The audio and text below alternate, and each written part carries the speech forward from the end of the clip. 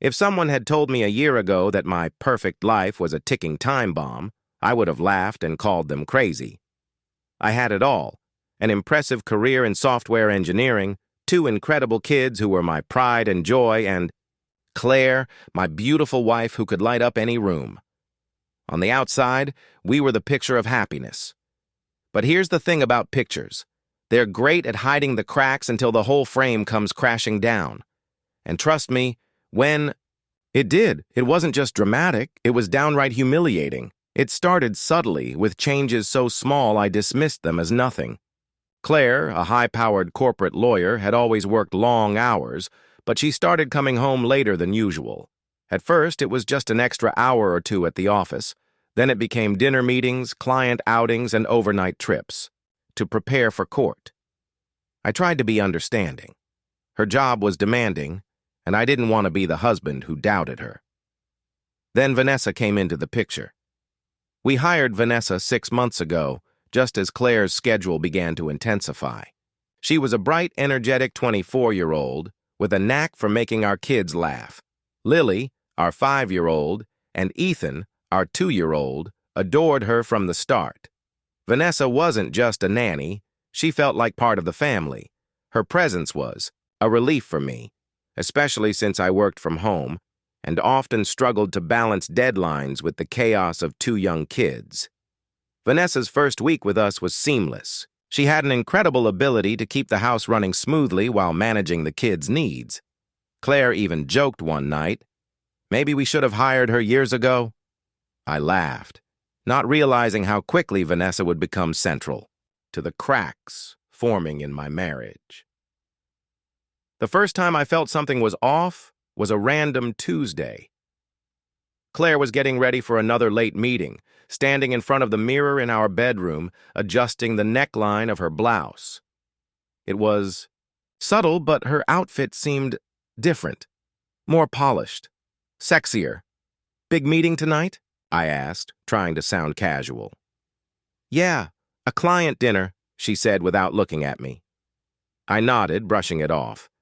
Claire had always been stylish, but when she kissed me goodbye and walked out the door, I couldn't shake the feeling that something wasn't adding up.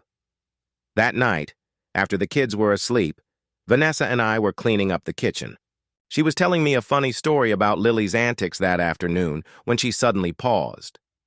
"I saw Claire downtown last week," she said, her tone casual. My ears perked up. "Oh? She didn't mention being downtown? When was this?" "Wednesday." "I think? She looked amazing, like dressed to the nines. I figured she was meeting you, but—" Vanessa trailed off, a slight frown crossing her face. "No, I was home with the kids that night." Vanessa quickly tried to backtrack. "Oh, maybe it was work-related. She was with someone, but I didn't get a good look. I didn't want to bother her." Her words lingered long after she'd gone home for the night. Claire hadn't mentioned anything about being downtown. And if it was work, why hadn't she told me? Over the next few weeks, little inconsistencies began piling up. Claire's phone, once casually left on the counter, was now always in her hand or tucked away in her bag. She'd smile at her screen, type furiously, and then glance up, noticing my stare, her expression shifting to one of forced nonchalance. Her late nights became more frequent. Once, when she returned home, I caught a faint whiff of cologne on her coat, not hers, and certainly not mine. "Long day?" I asked, trying to keep my voice steady. She nodded, avoiding my eyes. "Exhausting. I'm heading straight to bed." I wanted to confront her then, but I couldn't bring myself to do it. What if I was wrong? What if I was just paranoid? Claire and I had built a life together. Surely she wouldn't risk that.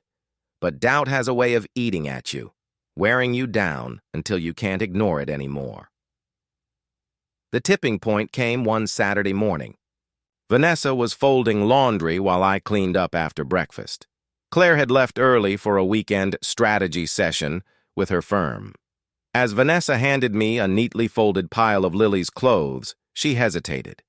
"Mr. Carter?" she began, her voice soft. I don't want to overstep, but I think there's something you should know. What is it? Vanessa fidgeted with the hem of her sweater. I've noticed some things. Claire's car, for example. I've seen it parked in places that don't make sense, like nowhere near her office. A lump formed in my throat. When? A few times. Last week I was running errands and I saw her car in a parking lot near that new wine bar downtown. I didn't think much of it, but she trailed off, biting her lip. I don't know. It just seemed strange. Her words felt like confirmation of what I'd been afraid to admit to myself. Claire wasn't just working late. Thank you for telling me, I said finally, my voice tight. I'll figure it out. Vanessa nodded, her expression filled with concern. I'm sorry, Mr. Carter. I hope I'm wrong. So did I. But deep down, I knew the truth. That night, after the kids were asleep and Vanessa had gone home, I sat alone in the living room, scrolling through photos of Claire and me.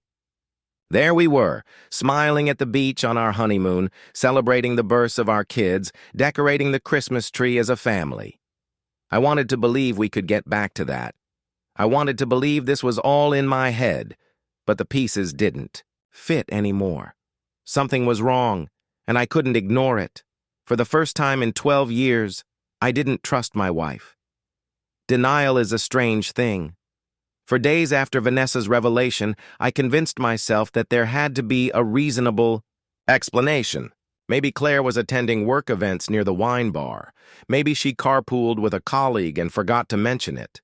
Maybe Vanessa was just mistaken. But even as I clung to these excuses, something inside me had shifted.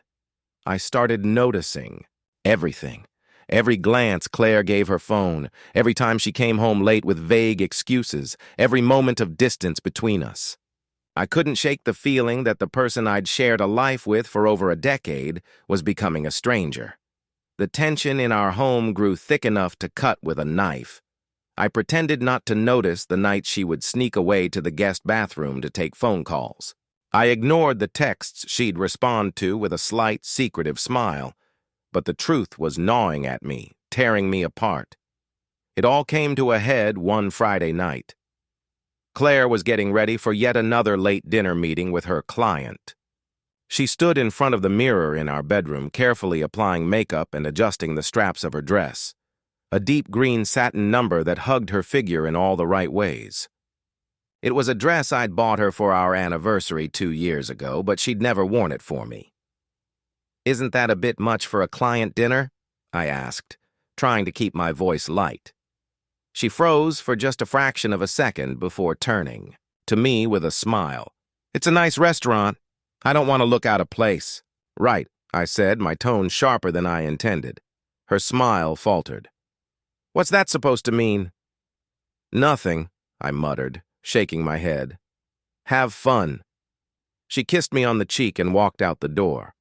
Her perfume lingered, long after she was gone, filling the house with a scent that suddenly felt foreign.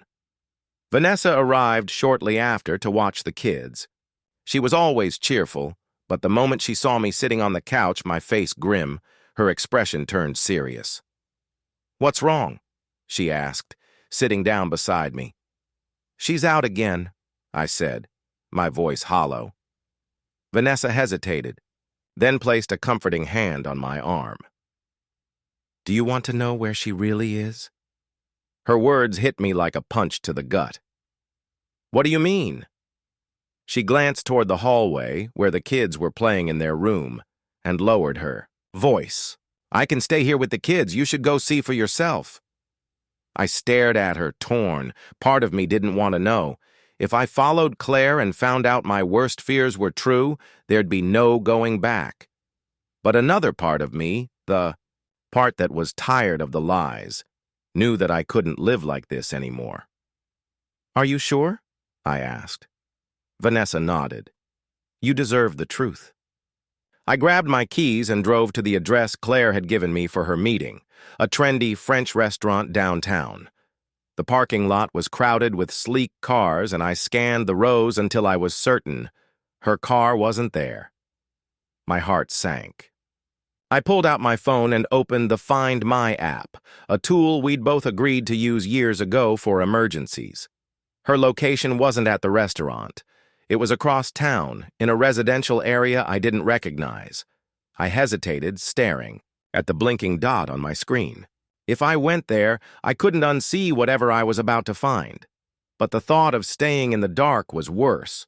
I followed the GPS to a neighborhood full of luxury homes, sprawling mansions with gated driveways and perfectly manicured lawns. I drove past million-dollar houses until I spotted Claire's car parked outside a modern glass and steel home. My hands tightened on the steering wheel as I pulled over a block away, my chest heaving with shallow breaths. The house was illuminated. From within, its massive windows offering a clear view of the living room. I crept up the driveway, keeping to the shadows, and peeked inside. What I saw shattered me. Claire was sitting on a sleek leather couch, her head tilted back in laughter. Beside her was a man I didn't recognize, tall, well-dressed, and confident. His hand rested on her knee, and she didn't flinch. She didn't move away. Instead, she leaned closer, her body language so familiar, so intimate. It was like watching a stranger wear my wife's face. Then he kissed her, and she kissed him back. I stumbled back to my car, my chest tightening as I tried to catch my breath. The world spun around me, the scene playing over and over in my mind. My wife, the woman I'd loved, the mother of my children, was in another man's arms, laughing like she didn't have a care in the world. I sat in my car for what felt like hours, my thoughts a chaotic storm. I wanted to drive back to the house, bang on the door, and demand an explanation, but I couldn't bring myself to move. Confronting her now wouldn't change what I'd just seen. By the time I got home, it was well past midnight. Vanessa was waiting for me in the living room, her face etched with concern. "What happened?" she asked softly. I sank onto the couch, burying my face in my hands. "She's cheating on me," I choked out, "with some guy in a mansion across town." Vanessa sat beside me, her hand resting on my shoulder. "I'm so sorry," she whispered. "I don't know what to do," I said, my voice cracking. "Do I confront her? Do I pretend I don't know? How do I even begin to fix this?" She didn't answer right away. Instead, she stayed with me in the silence, her presence grounding me as my world fell apart. When Claire came home later that night, I pretended to be asleep. I couldn't face her, not with the image of her with that man burned into my mind. She crawled into bed beside me, her movements careful and quiet, as though she knew she'd already shattered me. The next morning, I stared at her across the breakfast table, wondering how she could sit there like nothing had happened. Did she feel guilty? Or was she so far gone that she didn't care? I couldn't keep living like this. Something had to give. For the next few days, I felt like I was walking through a haze.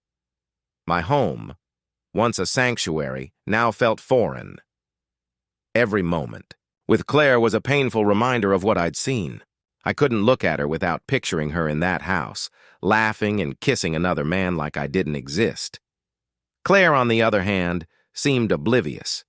She carried on as though nothing had changed, chatting with the kids, texting, on her phone, and telling me about her long days at the office. Her lies were so smooth, so practiced, that it made me sick. I couldn't help but wonder how long she'd been pretending. But I wasn't pretending anymore. I was done. It was a Wednesday evening when I finally decided to confront her. I'd spent the entire day working from home, replaying every interaction we'd ever had, trying to figure out where things had gone wrong. By the time Claire walked through the door that night, I was ready. Vanessa had already taken the kids to the park, giving us the privacy we needed. "We need to talk," I said as Claire set her bag down on the counter. She froze for a moment, then turned to face me with a curious smile. "Okay, what's going on?" I gestured toward the dining table. "Sit down." Claire's smile faded. She hesitated, but eventually took a seat. Her eyes darted around the room as if looking for an escape. I didn't give her one. "I know about him," I said flatly. Her head snapped up, her eyes wide. "What?" "The man in the glass house. The one you've been sneaking off to see while I'm home with the kids." For a moment, she said nothing. Her face went pale and her mouth opened as if she was about to speak, but no words came out. Finally, she looked down at her hands, her voice barely above a whisper. "I didn't want you to find out like this." Her admission hit me like a punch to the gut. Even though I'd seen it with my own eyes, hearing her confirm it made it real in a way I wasn't prepared for. "How long?" I asked, my voice cold. 6 months, she admitted, tears welling up in her eyes. "It started after things got so busy with work and the kids, I felt—" "Don't!" I snapped, cutting her off. "Don't you dare try to justify this." She flinched but didn't argue. "I didn't mean for it to go this far." "Didn't mean to?" I laughed bitterly. "You didn't mean to kiss him? Didn't mean to lie to my face every single time you left this house? Claire, don't insult me by pretending this was some kind of accident." Tears streamed down her face now, but I didn't care. She deserved to feel every ounce of the pain she'd inflicted on me. "I'm sorry," she whispered, her voice cracking. "I never wanted to hurt you." "Well, congratulations," I said bitterly. "You did." The conversation spiraled from there. Claire tried to explain herself, but every excuse she gave only fueled my anger. She said she felt disconnected, that she'd lost herself in the chaos of work and parenting. She claimed the affair wasn't about me, that it was about her needing to feel alive again. "You needed to feel alive?" I repeated, my voice rising. "We have 2 kids. Claire, a life we built together. And you're telling me that wasn't enough for you?" She didn't answer, and the silence was deafening. "What about them?" I demanded, gesturing toward the empty hallway where our kids usually played.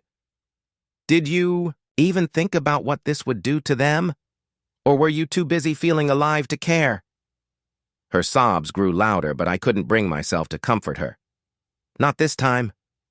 "I love you," she said suddenly, her voice desperate. "I still love you, Carter."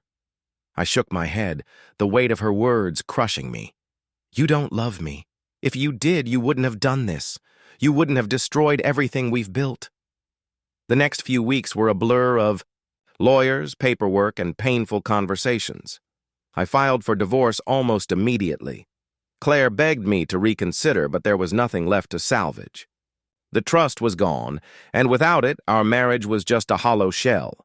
The hardest part was telling the kids. Lily cried when we explained that Mommy and Daddy wouldn't be living together anymore. Ethan, too young to understand, just clung to my leg, sensing something was wrong.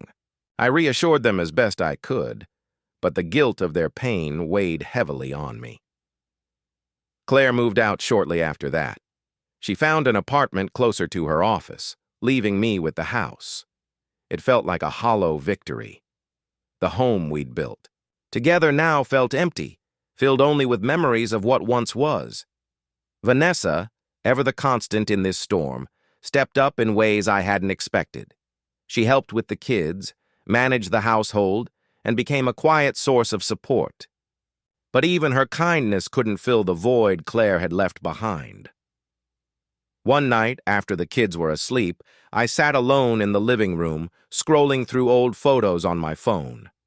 There we were, Claire and I smiling on our wedding day, holding newborn Lily at the hospital, decorating the Christmas tree as a family. Every image felt like a cruel reminder of the life I'd lost.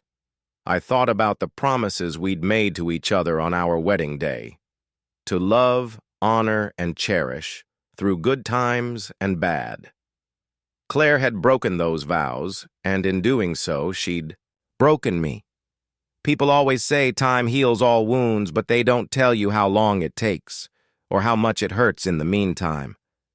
The betrayal left scars that I would carry for the rest of my life.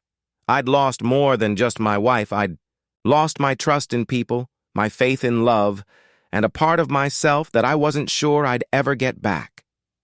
Now, months later, I've started to rebuild. The pain hasn't gone away, but it's dulled into something I can live with. I focus on my kids, pouring my energy into being the father they deserve. They're my anchor, the reason I keep going even on the hardest days. But at night, when the house is quiet and the memories creep in, I still feel the weight of it all, the betrayal, the loss, the emptiness. People like to think every story has a happy ending, but life isn't a fairy tale. Sometimes the person you love the most is the one who hurts you the deepest. And sometimes all you can do is pick up the pieces and keep moving forward, even when it feels like you're carrying the weight of the world on your shoulders. Looking back now, I can't help but wonder, did I handle it the right way? Could I have done something differently? Or was the damage already too deep to repair? Tell me, if your world fell apart like mine, what would you do?